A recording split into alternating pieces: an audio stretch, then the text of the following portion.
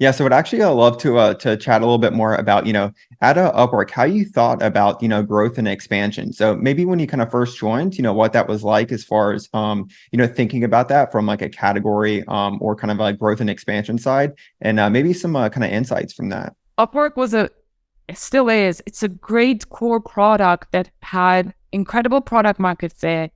And it grew really, this is, I'll convey my personal observations and kind of how my teams have thought through this. But Upwork had grown through, being a first comer to this incredible market and having amazing product market fit with its initial target market.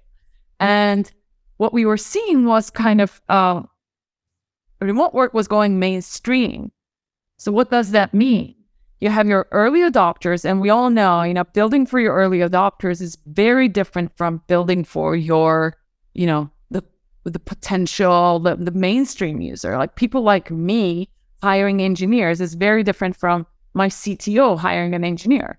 So we wanted to have, if our mission was remote workers at the heart of every business, we have to think very differently when it came to new product strategy about, what that strategy was.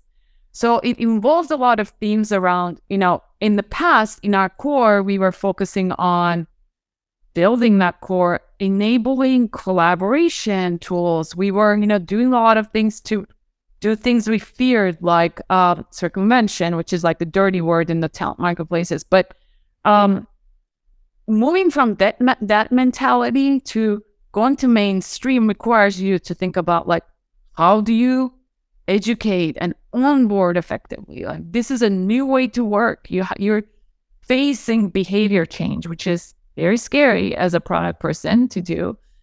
So we had to think a lot about simplifying our flows, building new products that were a lot approachable than writing a very detailed job description that tells the other side exactly the specs of what you needed, which is not how the world operates.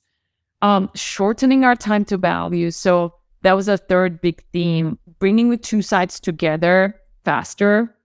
Alignment. So the big black box in talent marketplaces is the work that gets performed.